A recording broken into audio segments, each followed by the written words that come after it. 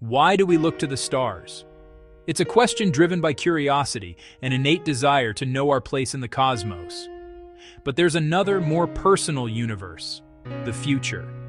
We want more time to watch our children grow, more time to learn a new language, more time to see a distant galaxy through a telescope, more time to simply exist and experience humanity's unfolding story. Imagine the world just over a century ago, around the year 1900. It was a world lit by gaslight and powered by steam, a world without radio, airplanes, or a clear understanding of the universe's vastness. And it was a world where death was an ever-present neighbor. For a child born then, reaching 50 was a significant achievement. Infectious diseases, tuberculosis, pneumonia, influenza, diphtheria, were relentless predators. A simple cut could be fatal. A cough could spark an epidemic. Germ theory turned the tide. Scientists like Louis Pasteur and Robert Koch revealed our invisible enemies. Clean water, sanitation, and hygiene campaigns began adding years to life. Vaccines trained our immune system to recognize and destroy invaders. Smallpox was erased. Polio nearly eliminated. A monumental triumph. Then penicillin. Infections once fatal became treatable. Surgeries safer. Lifespans soared. For all the progress, a great mystery remained at the heart of biology. Traits pass from parents to children. Something in our cells held the instructions. Discovering life's source code would redefine medicine. In 1953 at Cambridge, building on Rosalind Franklin's X-ray images, Watson and Crick unveiled DNA. An elegant, beautiful structure, the double helix. Two strands twist like a staircase, with rungs of A, T, C, and G. The sequence of these letters forms sentences, paragraphs, chapters, life's information made physical. DNA unzips and copies itself. The secret to reproduction, growth, to everything. Biology became an information science. If we can read the code, we can spot the typos and someday correct them. The double helix didn't just explain life, it unlocked a new kind of medicine. That really changed everything. The double helix was a book in an unknown language.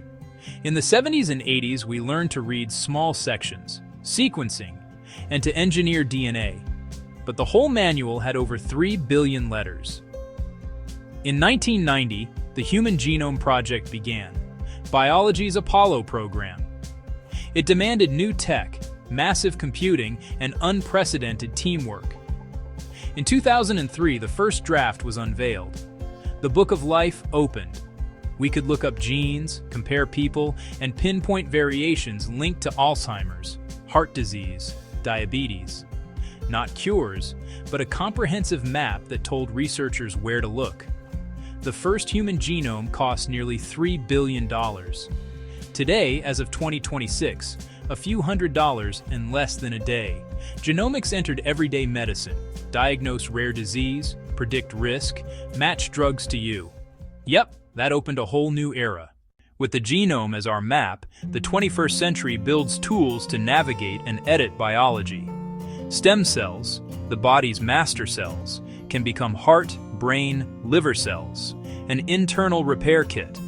Coax them into new tissue, mend a heart, restore insulin, replace neurons. The promise is not just managing disease, but restoring healthy function. Repairing aging tissues is key to extending healthy lifespan.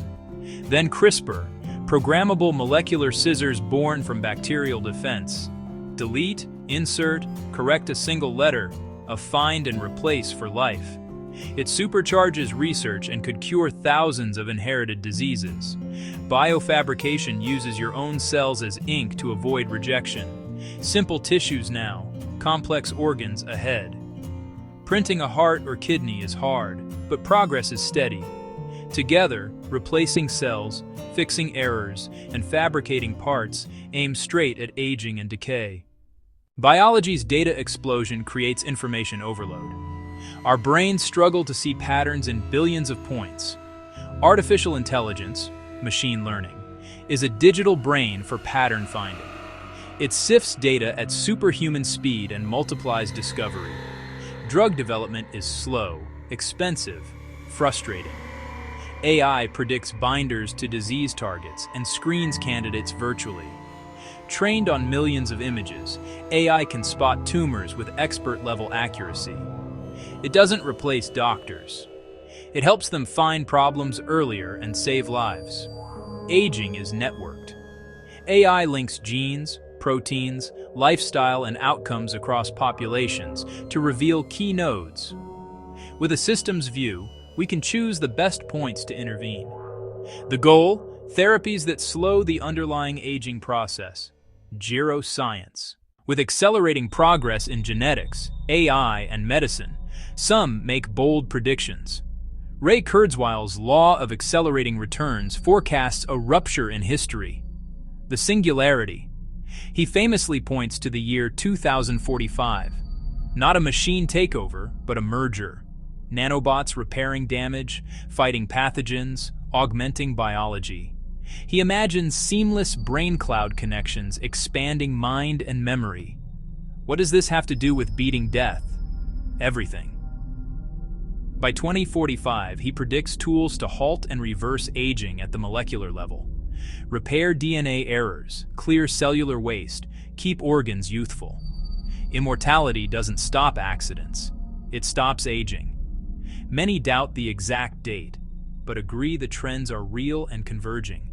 The path from lab discovery to safe, accessible therapy is long and perilous. Biology is complex. Fixes can cause side effects, and validation takes time. High stakes demand rigorous trials and ethical guardrails. Can we beat death by 2045? It's highly unlikely for the masses by that date. Biological, safety, and ethical hurdles remain immense, yet the journey will transform medicine and life this century. For the first time, one species can take the wheel of its own biology. The discovery of DNA, the human genome, CRISPR, and AI let us rewrite flaws, not just treat them. This power demands wisdom and careful consideration. Therapies that slow aging could delay heart disease, cancer, dementia, and arthritis all at once. More healthy years, less suffering, greater human potential. Science provides possibilities, not certainties. It gives us options. Use these tools wisely, reduce suffering, enhance health, debate openly, or stumble forward, driven by hubris and profit. The choice is ours. The universe is vast and we are small, but what's next? The answer is up to us.